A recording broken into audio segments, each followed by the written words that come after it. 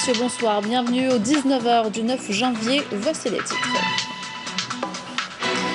Le président de la République, Abdelmadjid Tebboune, a reçu aujourd'hui le ministre égyptien des Affaires étrangères, Sameh Choukri, porteur d'un message du président égyptien Abdel Fattah el-Sisi.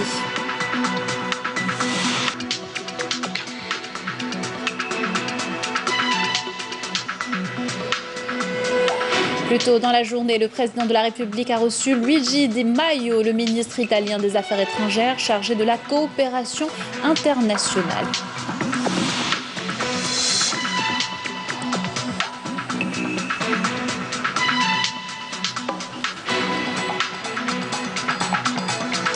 La révision de la Constitution en voie de concrétisation après la création d'un comité d'experts chargé de formuler des propositions au président de la République. Retour sur les principaux axes sur lesquels le comité doit travailler. Le régime de l'impôt forfaitaire unique ne concerne plus les personnes morales. Le seuil d'éligibilité révisé. En quoi consiste cette mesure entrée en vigueur depuis le 1er janvier? Élément de réponse dans ce journal. Et on vous invite dans cette édition à une balade dans la ferme pédagogique de Zeralda où est implanté un souk de Yenayel. Avec ses bons produits exposés, le site dégage déjà une ambiance de fête. Reportage. Bonsoir à tous. Je vous le disais en titre, le président de la République, Abdelmadjid Tebboune, a reçu aujourd'hui à Alger le ministre égyptien des Affaires étrangères, Sameh Choukri, porteur d'un message du président égyptien Abdel Fattah el-Sisi au président Abdelmadjid Tebboune. Ont assisté à cette rencontre le directeur de cabinet de la présidence de la République, Nourdine Ayadi, le ministre des Affaires étrangères, Sabri Boukadoum, le ministre conseiller à la communication, porte-parole officiel de la présidence de la République, Belaïd Mohamedou Saïd, et le secrétaire d'État chargé de la communauté nationale et des compétences à l'étranger, Rachid Beldhan plutôt. Le ministre des Affaires étrangères égyptien est arrivé ce matin à Alger pour une visite officielle. Je vous propose à présent d'écouter la déclaration de Sameh Choukri, le ministre égyptien des Affaires étrangères, à l'issue de son entretien avec le président de la République.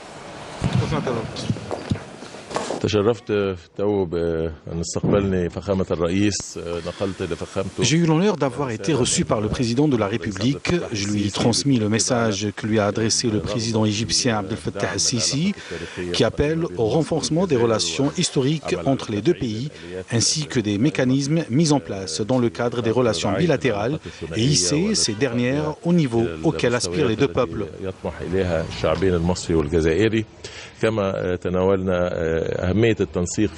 Nous avons également évoqué l'importance de la coordination entre l'Algérie et l'Égypte afin de faire face aux défis communs, notamment la situation en Libye, vu les derniers développements dans la région et l'intérêt manifesté par nos deux pays afin d'aboutir à une solution politique qui permette de sortir ce pays de la situation conflictuelle dans laquelle il se trouve depuis des années et trouver une solution globale à tous les problèmes en suspens.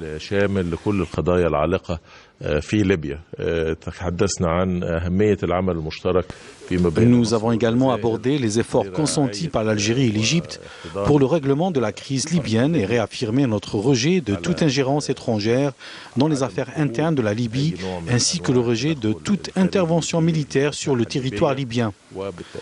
J'ai également transmis au président algérien les félicitations du président égyptien pour son élection à la tête de l'Algérie et pour la gestion clairvoyante de la situation au courant de l'année dernière qui a permis de mener l'Algérie à bon port.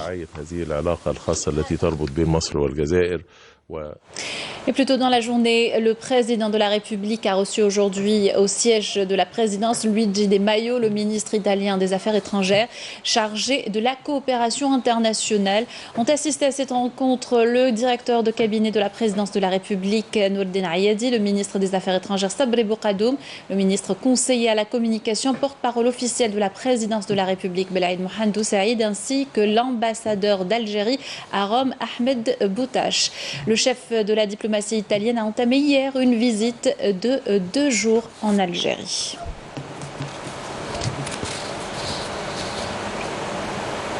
Le Premier ministre Abdelaziz Jarrad a reçu ce matin le ministre italien des Affaires étrangères et de la coopération internationale Luigi De Maio en présence du secrétaire d'État chargé de la communauté nationale et des compétences à l'étranger, Rachid Bladhan.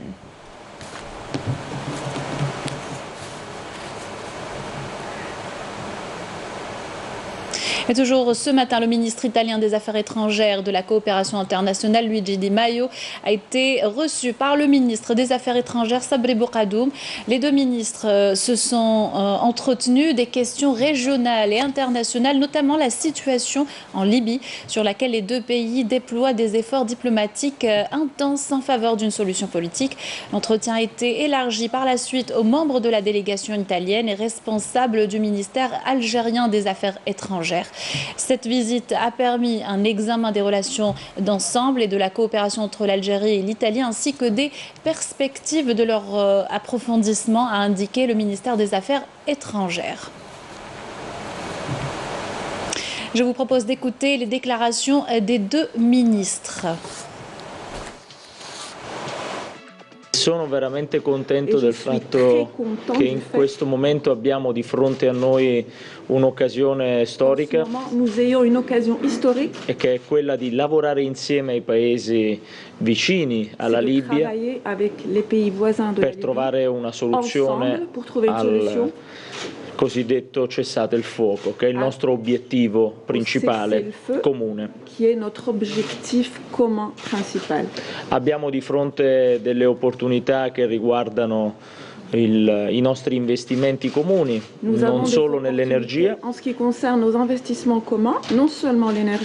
Possiamo investire insieme in nuove tecnologie. I giovani del Nord Africa sono il futuro del Mediterraneo insieme ai giovani del sud dell'Europa. Investire insieme in innovazione, università, ricerca significa garantire un futuro a queste nuove generazioni.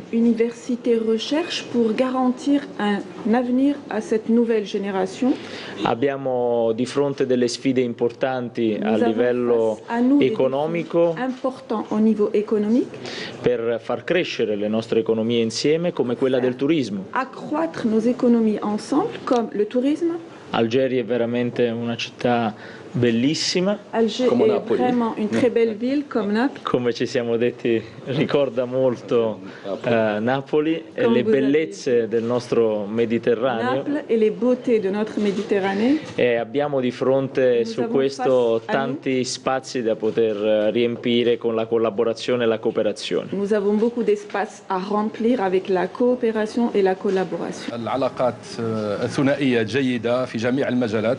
Les relations bilatérales entre les deux pays sont au beau fixe, et ce dans tous les secteurs tels que l'énergie, l'enseignement supérieur ou encore dans la concertation régulière entre les deux pays dans les sujets qui touchent à notre région, notamment la situation qui prévaut en Libye. La coordination entre l'Italie et l'Algérie se passe très bien, concernant notamment le dossier libyen, pour trouver une solution politique à la crise libyenne, le refus de toute intervention militaire, et on insiste également sur la non-prolifération des armes dans ce pays, ainsi que sur l'encouragement du dialogue interlibyen entre toutes les parties libyennes, bien sûr, dans le respect de la loi internationale, avec le soutien de la communauté internationale, notamment les pays voisins. Je remercie Luigi Di Maio et le gouvernement italien pour leur soutien indéfectible à la position de l'Algérie et sur son rôle dans le règlement du conflit libyen. Et dans l'actualité aujourd'hui, le président de la République, Abdelaziz Tebboune, a reçu l'ancien militant et ministre militant politique Abdelaziz Rahabi. Cette rencontre sera suivie par d'autres rencontres avec d'autres personnalités nationales et dirigeants de partis politiques et de représentants de la société civile dans le cadre des consultations initiées par le président de la République sur la situation dans le pays et la révision de la Constitution afin de l'adapter aux exigences de la nouvelle République en réponse réponse aux revendications populaires. Une promesse du président de la République en voie de concrétisation, la révision de la Constitution. Abdelmajid Tebboune a décidé la création d'un comité d'experts chargé de formuler des propositions pour une révision constitutionnelle. Retour sur les principaux axes sur lesquels le comité devra travailler. Nakhla Larbi. Conforter l'ordre démocratique fondé sur le pluralisme politique et l'alternance au pouvoir, mais également assurer une réelle séparation des pouvoirs et réhabiliter le Parlement, notamment dans sa fonction de contrôle. Ce sont là les grandes lignes de la révision en profondeur de la Constitution, priorité politique du président de la République et l'une de ses principales promesses électorales. La révision en profondeur de la loi fondamentale du pays représente le socle de la nouvelle République. Fraîchement installé, le comité d'experts est chargé par le chef de l'État de formuler des propositions en vue de cette refonte, donc d'analyser et d'évaluer sous tous ses aspects l'organisation et le fonctionnement des institutions de l'État. Une lourde mission qui devrait permettre au final de jeter les bases d'une République en totale rupture avec l'ancien système et qui tienne compte des revendications populaires. Ce comité aura à proposer toute mesure de nature à améliorer les garanties de l'indépendance des magistrats, à renforcer les droits des citoyens et à en garantir l'exercice, à conforter la moralisation de la vie publique et à réhabiliter les institutions de contrôle et de consultation. Le projet de révision de la loi constitutionnelle devra être finalisé dans un délai de 2 mois à compter de la date d'installation du comité d'experts. Il fera ensuite l'objet de larges consultations auprès des acteurs de la vie politique et de la société civile avant d'être déposé suivant les procédures constitutionnelles en vigueur auprès du Parlement pour adoption, suite à quoi il sera soumis à un référendum populaire. Cérémonie d'installation ce matin du directeur général par intérim Fethi Saïdi à la tête de l'entreprise publique de télévision algérienne en remplacement de Salim Rebahi, et ce en présence de la secrétaire générale du ministère de la Communication. Fatma Zohra Zerremi a salué au nom du ministre de la Communication, porte-parole du gouvernement Ammar Belhimad, les efforts fournis par Salim Rebahi à la tête de l'EPTV. Le président de la République, Abdelmajid Tebboune, s'est engagé à améliorer le pouvoir d'achat des Algériens via diverses mesures. L'une d'elles, la suppression de l'impôt sur le revenu global, une mesure qui devra être prise en compte dans le plan d'action du gouvernement. Il s'agit d'une promesse de campagne du président Badi Amarni. La suppression de l'IRG sur les revenus ne dépassant pas les 30 000 dinars est l'une des décisions phares du président de la République, Abdelmajid Tebboune, qui vise l'augmentation du pouvoir d'achat des citoyens. Nos salaires vont probablement augmenter un peu. Nous, les employés des communes, vous savez que nos revenus sont très faibles. Nous souhaitons le meilleur pour notre pays. Que voulez-vous que je vous dise? Nos revenus étaient trop faibles. Avec la suppression de l'IRG pour les revenus faibles, notre salaire augmentera un peu, surtout les salariés qui perçoivent 12 000 dinars.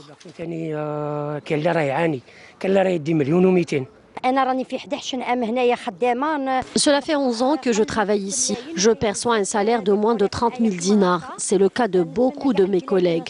J'espère que notre situation va s'améliorer. L'objectif de la suppression de l'IRG est celui d'augmenter les salaires pour insuffler une nouvelle dynamique à l'économie algérienne et par là même augmenter le niveau de la production nationale pour participer à la croissance économique nationale, selon des experts. C'est surtout les employés qui perçoivent entre 18 et 30 000 dinars qui sont concernés par la suppression de cette taxe.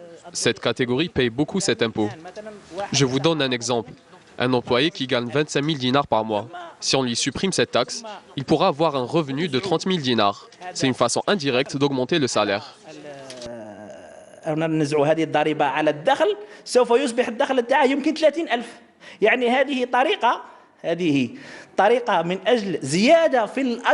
La concrétisation de cette décision permettra à cette catégorie sociale de se sentir un peu plus à l'aise financièrement. Entrée en vigueur de la loi de finances 2020 il y a 9 jours et avec elle de nouvelles dispositions fiscales concernant les entreprises. Le régime de l'impôt forfaitaire unique ne concerne plus les personnes morales. Le seuil d'éligibilité révisé. Imen Khmissé a assisté à une rencontre de vulgarisation organisée par le Forum des chefs d'entreprise. Elle nous explique. Le champ d'application de l'impôt forfaitaire unique change en 2020. La société enregistrée en tant que personne morale sera désormais imposée sur ses recettes et non pas sur la base d'un forfait. Dans le cadre de l'harmonisation des régimes fiscaux, les professions non commerciales sont imposées à nouveau à hauteur de 26% sur la base du bénéfice réel qu'elles réalisent. Ça a touché en premier lieu dans tout le secteur des professions libérales qui étaient auparavant traitées de la même manière que les activités commerciales de manière générale. Donc on leur a réservé un régime fiscal qui leur est approprié, ou bien ce qu'on appelle le régime d'imposition aux bénéfices non commerciaux. Donc cette catégorie de contribuables seront traités en conséquence et ils auront leur propre régime fiscal. Non concernés jusque-là, les commerçants en ligne commencent à payer une TVA depuis le 1er janvier. Pour réclamer une exonération de cette TVA, ils devront faire leur déclaration, cette fois accompagnée de factures. Par ailleurs, une opération de simplification de la TVA sera mise en place. Les grandes entreprises qui activent dans le secteur hydrocarbures, directement ou indirectement, et dans le secteur de la défense nationale auront droit à un taux zéro de la TVA à partir du 1er avril 2020. Pour toutes les autres sociétés, l'administration fiscale se prépare à leur offrir zéro déplacement pour le règlement de la TVA. Une liaison directe et dématérialisée devrait être prête en 2021 entre les douanes et l'administration fiscale. Donc, il s'agit d'une mesure qui va apporter un maximum de souplesse et de facilitation pour les sociétés bénéficiaires de ces exemptions, de ces exonérations, pour en pouvoir en bénéficier. Même si ces mesures sont bien accueillies, les patrons considèrent que l'impôt pèse beaucoup trop lourd sur leurs sociétés qui travaillent dans la légalité. Je cite à titre d'exemple la taxe sur l'activité professionnelle qui a un poids assez important. Si on fait une petite équation, c'est-à-dire un chef d'entreprise qui a un business qui applique par exemple 10% de marge sur son chiffre d'affaires, chose qui est vraiment exceptionnelle dans notre pays, dans notre business. 10%, alors 2% sur chiffre d'affaires, ça représente 20% du bénéfice. 1% pour le producteur, 1% pour nous.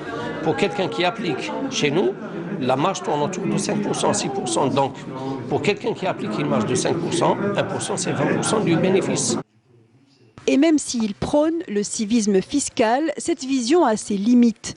Les membres du Forum des chefs d'entreprise appellent à mieux adapter le système fiscal pour intégrer l'informel et donc élargir le nombre de contribuables.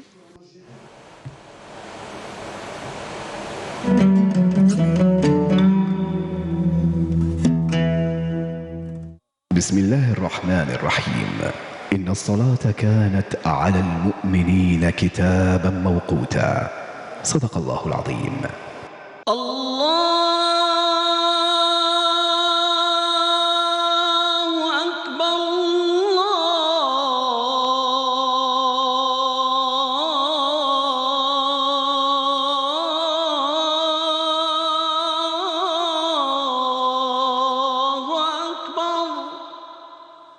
أشهد أن لا إله إلا الله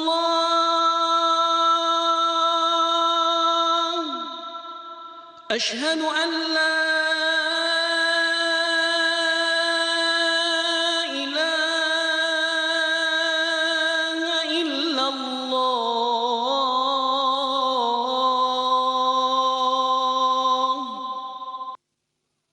أشهد أن محمدًا رسول الله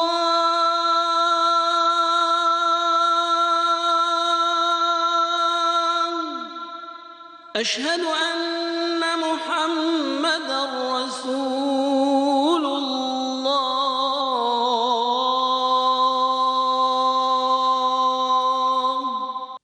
حي على الصلاة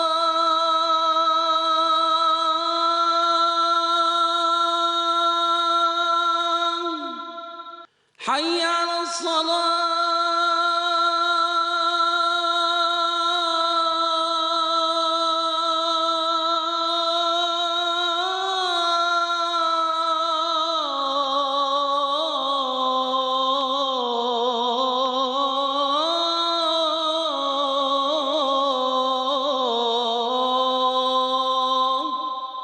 حي على الفلاح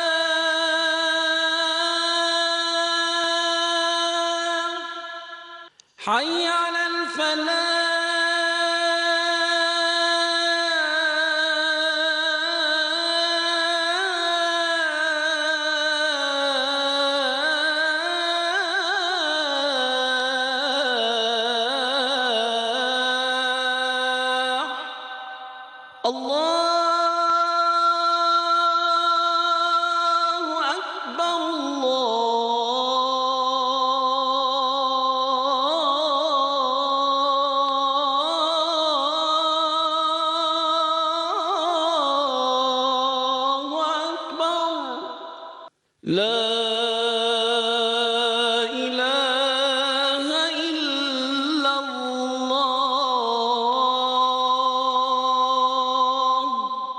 اللهم رب هذه الدعوة التامة والصلاة القائمة آت محمدا الوسيلة والفضيلة والدرجة الرفيعة وابعثه اللهم مقاما محمودا الذي وعدته.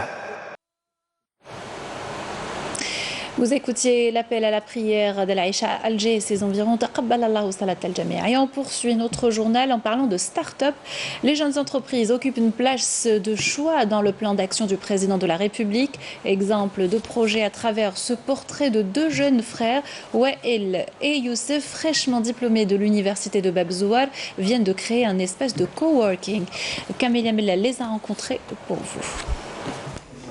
J'ai 25 ans, je suis en train d'entreprendre. Donc la jeunesse a vraiment, on a 25 ans, on est en train d'entreprendre. La jeunesse a vraiment beaucoup de potentiel. J'ai 2 masters, on est ingénieur en mécanique, j'ai un master en gestion de projet. Lui a fait beaucoup de formations dans le domaine du management, du marketing. Le jeune homme portant des lunettes, c'est Youssef, l'autre c'est Wael. Et comme beaucoup de jumeaux, ils ont de nombreux points en commun. Au-delà des mêmes goûts qu'ils partagent, les deux frères ont suivi le même cursus universitaire et ont surtout le même espoir, celui de créer un espace de coworking.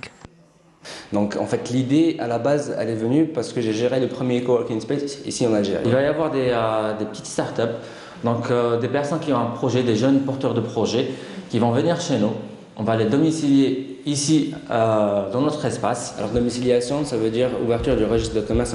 Ça va être un acte notarié de location qui va leur permettre d'aller au registre de commerce et ouvrir leur registre de commerce. Exactement. Il y a les visiteurs qui peuvent venir louer l'espace par jour, par heure, par semaine ou par mois. Nous, ce qu'on va faire, on va leur fournir les outils. Pour mettre tout cela sur pied, il aurait fallu un peu plus de 2 ans pour les jeunes entrepreneurs de 25 ans. Et grâce au petit boulot qu'ils ont enchaîné, le financement a été possible, mais pas que. Leur premier pas dans l'entrepreneuriat le doivent à leur maman, spécialiste dans le bijou artisanal. Moi, je leur ai inculqué surtout la ténacité. Si on commence un projet, on le finit. On le finit. Voilà. Et on ne peut pas vivre sans projet dans la vie. Je leur ai toujours dit ça. Par l'année et demie, on était serveurs, c'était à côté de nos études. Donc c'était fatigant, oui, mais il faut passer par ça, quand même. Voilà, on rentrait à la maison, parce qu'il n'y avait pas uniquement nous qui travaillions, il y avait même maman qui travaillait avec nous. Donc elle nous attendait, elle ne pouvait pas dormir sans savoir qu'on était rentrés à la maison. Wael et Youssef voulaient un changement, ils l'ont eu.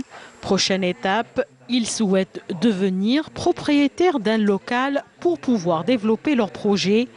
Complices jusqu'au bout, l'un spécialiste dans le digital, l'autre dans le relationnel, ils continuent aujourd'hui à créer leur collection de bijoux en famille, leur ambition et l'innovation. Il faut innover.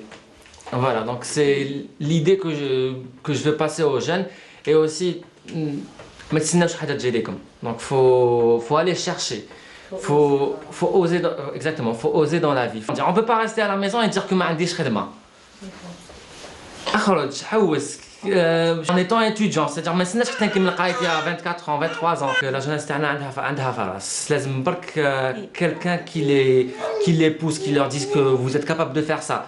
Allez-y. Et puis, coup d'envoi aujourd'hui au stade du 5 juillet au complexe sportif Mohamed Boudiaf d'une caravane de solidarité à destination de Tinzaouatine.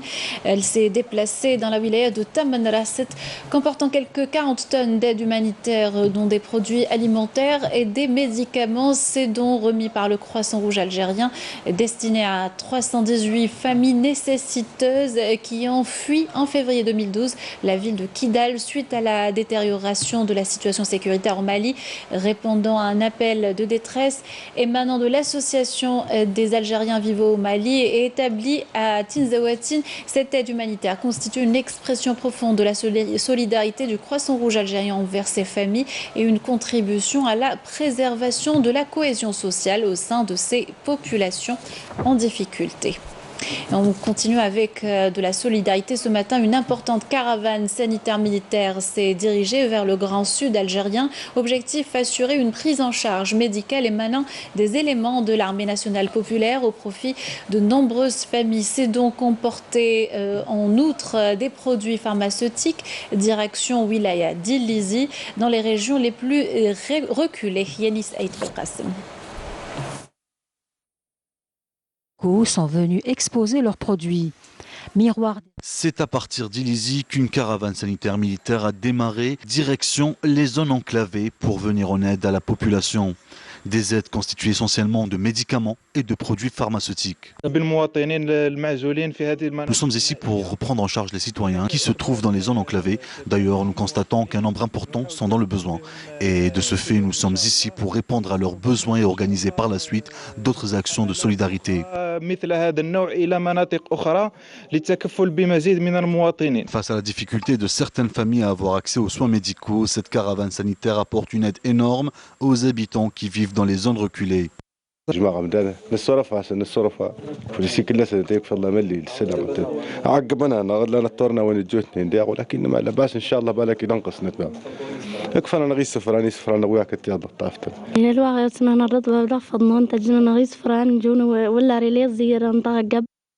Cette aide humanitaire émanant des éléments de l'armée nationale populaire n'en est pas à sa première action. Les régions d'Ilizi bénéficient souvent d'opérations du même genre. Les Algériens s'apprêtent à fêter Yinaïr, le nouvel an à Mazir. La wilaya de Tizi Ouzou a organisé un riche programme à travers ses différents centres culturels. À la Maison de la Culture Mouloud Ma'amri, où le salon de Yinaïr a regroupé des artisans locaux pour mettre en avant le patrimoine culturel à Mazir. Jazia Bayou. C'est avec joie et fierté que les artisans locaux sont venus exposer leurs produits. Miroir des richesses de la culture à Mazir. Poterie, bijoux, costumes traditionnels, des produits agricoles du terroir local et bien d'autres produits ont été exposés dans ce marché de Yinaïr. Aujourd'hui, je vais ramener notre tradition, la cuisine kabyle médicina. C'est ma spécialité. Ok, qu'est-ce que ça veut dire? C'est vrai que les gens qui savent que Yinaïr, c'est juste la date. Un changement de date, ou bien c'est cet légume émincé juste pour manger. Non. Je suis un peu collectionneur. Et je fais ça depuis l'âge de 18 ans. J'ai commencé déjà par les timbres, les cartes postales, et je suis arrivé sur le patrimoine. Et la majorité du patrimoine, ça revient à ma famille. Et entre-temps, j'ai récupéré quelques pièces à travers les voyages que j'ai faits, que ce soit dans le nord ou dans le sud. جبت النحت على الخشب كما تشوفوا هنايا الصناديق هكذا مخدومين باليد من الجهه تاعنا تاع تيزي وزو شغل تورثناه من الجهه تاعنا يسموه مقدع جماعه سحاريج. Visitant les différents stands de produits artisanaux, le wali de Tizi Ouzou a tenu à rappeler l'importance d'investir dans ce créneau fortement soutenu par l'État à travers les différents dispositifs d'aide à l'emploi mis en place. L'Algérie étant un pays indépendant qui a des moyens, donc met à la disposition de ses artisans, de ses citoyens, donc, qui ont la passion donc, de vouloir préserver cette grande portion de notre identité, donc met à leur disposition un peu tous les dispositifs tels que, par exemple, l'ONCEJ, qui peut donc aider ses citoyens et ses artisans à acquérir la matière première, et d'autres comme la CNAC. Nous avons aussi un dispositif aujourd'hui qui permet aux jeunes donc, qui veulent faire ce métier à travers donc, ces dispositifs institués par l'État, de leur donner des locaux commerciaux où ils pourront bien sûr faire de cette activité donc, un moyen donc, de se procurer un emploi et donc un revenu. Les festivités de la célébration de Yennayer se poursuivront à travers les différents établissements culturels de la wilaya jusqu'au 14 janvier.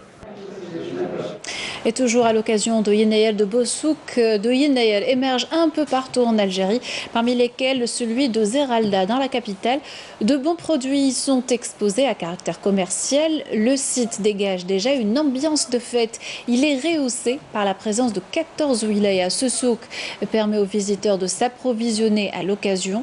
Nesseline Ben Saïdi vous invite à une balade dans la ferme pédagogique qui est implantée, où est implanté plutôt ce souk. Comme chaque année, le célèbre marché de Yennayer fait voyager les visiteurs à travers les différentes régions du pays.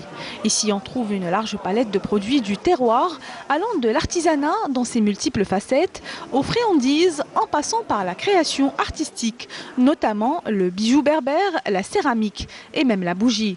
Dans ce marché, les produits bio sont exposés en abondance. Le thème principal, c'est Yennayer. Donc vous allez avoir, aujourd'hui j'ai fait le thème les portraits des femmes berbères, les tenues, voilà. Il y a Melkahina, Fatma Nsoumer, et puis tous les dernières, enfin toutes les tenues traditionnelles et puis les bijoux aussi. Justement, j'ai développé une gamme de produits naturels pour la beauté de la femme et de l'homme aussi, pourquoi pas. Donc, on en a marre d'utiliser des produits chimiques qui sont nocifs pour la santé. Des artisans de 14 wilayas exposent leurs produits dans cet espace. Un rendez-vous que les visiteurs ne ratent pas. Chaque année نجي هنايا باش نمشي ندوز نتاع الناير. احنا لي زالجيروا هنايا نقولوا له العجوزه. احنا نقولوا العجوزه نعملوا رشته. Cet espace est aussi une occasion pour célébrer Yennayer avec tous les berbères et découvrir les traditions de chaque région. On se rend compte ici en Algérie que des milliers, voire peut-être des millions de personnes ne sont pas informées que l'huile d'argan, on le mange. Alors que nous connaissons les enfants يبدلوا لهم يواسيو لهم دي فوا الحنه باش يفرحوا تراز يعطيو لهم شاكنسه يقولوا لهم دوك بون العجوزه لا فياي كي فا فينير صافي كاع يسناو لا فياي كي غامن هذوك الجوز. Outre son caractère commercial, le marché de Yennayer se veut un événement culturel, un voyage à la découverte des traditions séculaires de l'Algérie profonde. C'est la fin de ce journal. Un rapide rappel des titres avant de se quitter. Le président de la République a reçu aujourd'hui le ministre égyptien des Affaires étrangères, Sameh Choukri, porteur d'un message du président égyptien Abdel Fattah al-Sisi. Plus tôt dans la journée, le président de la République a reçu Luigi Di Maio, le ministre italien des Affaires étrangères chargé de la coopération internationale.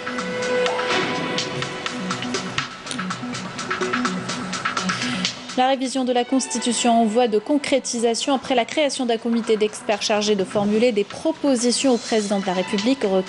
Nous sommes retournés sur les principaux axes sur lesquels le comité doit travailler.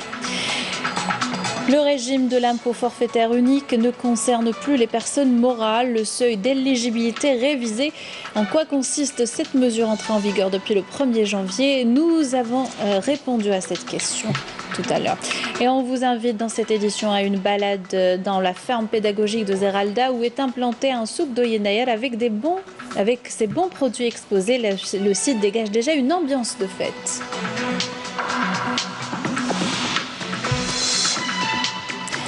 C'est la fin de cette édition. Merci de l'avoir suivi. Je vous souhaite une excellente soirée avec le reste des programmes sur Canal Algérie.